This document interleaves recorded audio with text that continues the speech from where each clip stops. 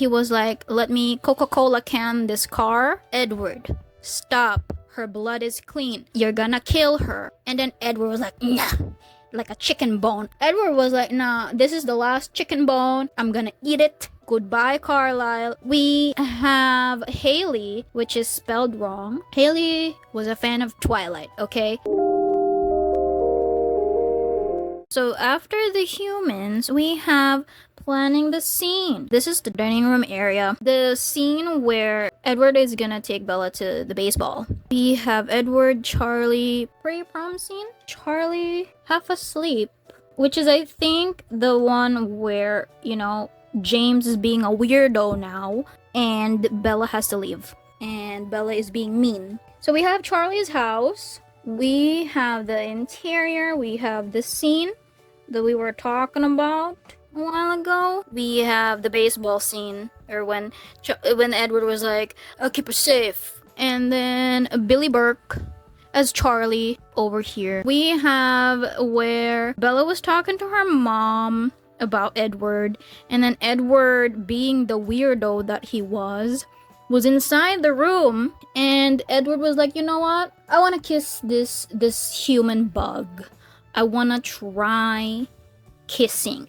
And they tried it indeed. He was like, I'm stronger than I thought. Oh, this is the scene where he was like, yeah, let me hit my back against the wall to show that, get away, Bella. Get away, stinky bug, Bella. If you see the scene, it's ridiculous. It looks like he really got pulled, and it's supposed to look like he jumped away. He was like, yeah, I don't want to do this, so I'm going to poof away and hit my back against the wall, and probably if I was not immortal, I would have cracked my spine, but he's fine. And then it says, I wanted to make Edward's internal conflict visual, so he jerks away violently. Yeah, the set was shaken. The foundation of the set was shaking against Robert's spine or back, because he really hit that fucking wall, or the stunt crew or something. Oh yeah, stunt double Paul Darnell gets yanked across the room on a wire rig. So you see Paul Darnell shake the foundation, basically. He's wearing a safety harness under his t-shirt. We removed the wire digitally, creating Arizona, because, you know, Arizona does not exist apparently. They had to create Arizona. They had to create a set. So that's why Bella here is holding a cactus, because she's from Arizona. We have the cafeteria. And then we have the reference when Robert was holding the apple with the book. We tried about 10 times to get the apple shot. The clock was ticking. I started thinking this was a really dumb idea. I almost gave up, but we got it on take 13, my lucky number. And then we have Stephanie over here.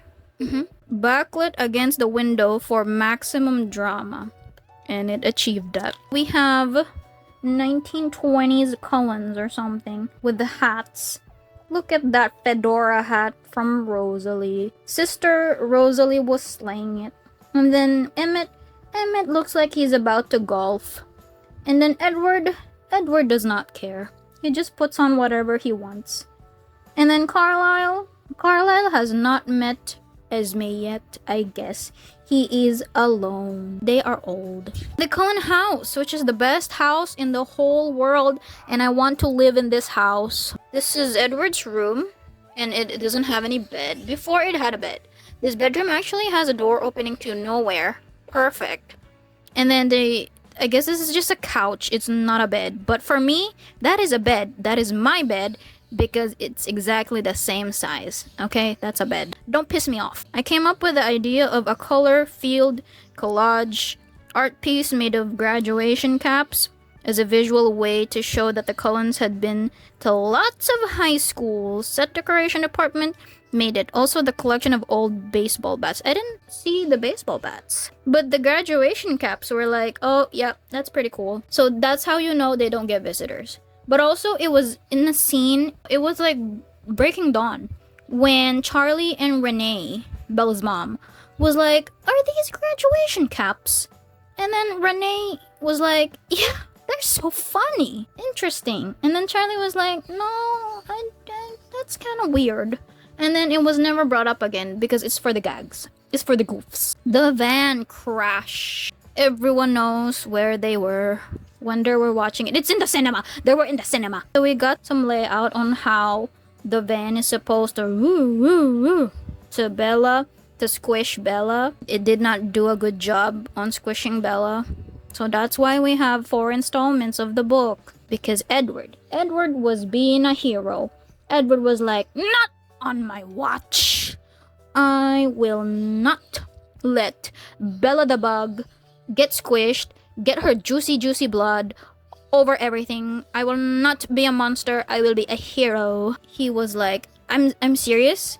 In Midnight Sun, he literally says, he was like calculating, "Oh shit, this girly Bella Swan the bug is about to die. If I don't take action, her blood will spill." And also, moments before that, he was like about to kill her.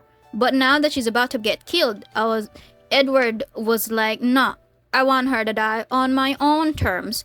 I'm playing God." He literally, in Midnight Sun, he was like, "Am I God? Because why am I deciding for this human? Blah, blah, blah, blah, blah." We have Bella the bug. Why am I calling her bug? Alright. She's weak against the immortal vampires.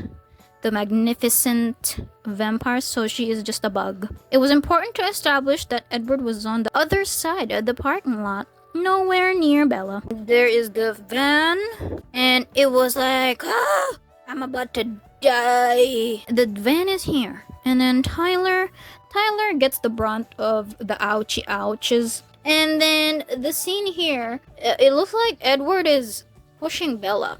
But in reality, he was going to like scoop her, supposedly, and like protect her. And then in the book, he did, I think, the scooping thing. But then Bella's legs were in the way and they were like gonna get squished. So Edward was like, "So much stuff to do just to save this bug." And then he did it anyway. And then he was like, "Let me Coca-Cola can this car," which he did. We have the meadow, which is basically Bella and Edward's meet-up spot. This is the famous "How long have you been?" 17. "A while. I know what you are." And then Edward was like, "Say it." And then there's like a camera angle where it spins around. "Go on." And then Edward was like, "Say it." And Bella was like, "Vampire." And Edward was like, "Are you afraid?" Bella was like, "No." And then Edward was like, "Then ask me the most basic question. What do we eat?" And then Bella was like, "I'm not afraid of you." And then Edward did not like that. He was like, "Bella, you stupid lamb. Bella, you stupid bug lamb. You are supposed to be scared of me." And basically, that's the whole gist of Twilight. Bella was like, "No, I want the thrill. Okay, I'm in love with you. I'm in love with your killer skin." And Edward was like, "Get away. Get far away from me." And it's also the same in Midnight Sun. You're welcome. You don't have to buy it. And then we have more shots of the forest. If you think of Twilight, you're supposed to think of the forest. You're supposed to think of trees and woods and green leaves. Okay? New Moon is not about the forest and the unknown. Okay, that was Twilight. For New Moon, I would say New Moon is like walls. No, not even walls. I'm thinking about the Volturi. I think New Moon, for some reason, I'm thinking of sun, which I think is because it's the emergence of Jacob. And then Bella describes Jacob as her own son. Jacob is a son. We have Edward doing some deforestation over here. He was like, "Yeah, let me get this random tree, pull it out of the ecosystem, and just this random innocent tree trying to grow. Let me uproot this tree to show my strength." I didn't like that. Like, why were you throwing stuff around while Bella the bug was just there horrified? of your strength. Are you trying to show her you're strong? Then lift a boulder or something, but not like uproot a small tree. I'm evil. You should be scared. And then Bella was like, nah, that's actually really cool. And so the lion fell in love with the lamb. He murmured. I looked away, hiding my eyes as I thrilled to the word. Bella, this is why I call you a bug. Bella, I swear to God. And then Bella signed, right? What a stupid lamb. Edward, what a sick, masochistic lion. And I'm like, what are you guys talking about? Now that I'm thinking about it. When I was young, I didn't really question it. But now that I'm questioning it, so many animal references over here because they are animals, I guess. Aren't we all animals? We're actually mammals. But anyway, now we have spider monkeys. Okay, we have some visuals of how they were, placed on the tree. This is Edward's room. And then he was like, you better hold on tight, spider monkey. And then that's where he flies. Oh, well, he flies and then he says the spider monkey scene. And it was the worst day of my life. So we got some stunt doubles, of course. And then this is the whole Bella's lullaby scene. It's one of the best scenes in the movie. We have some very, very nice illustrations. Like, this looks like a part of a comic.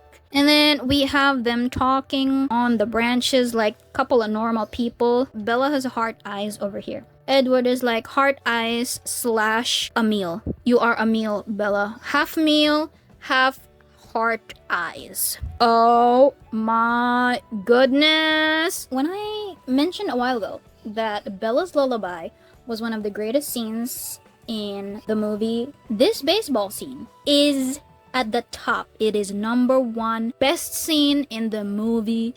It defeats the other one that I will be talking about later. You can find a lot of people doing skits about this specific baseball scene because it was just that iconic, okay? Ooh, we got another really nice illustration. It looks like from a comic book.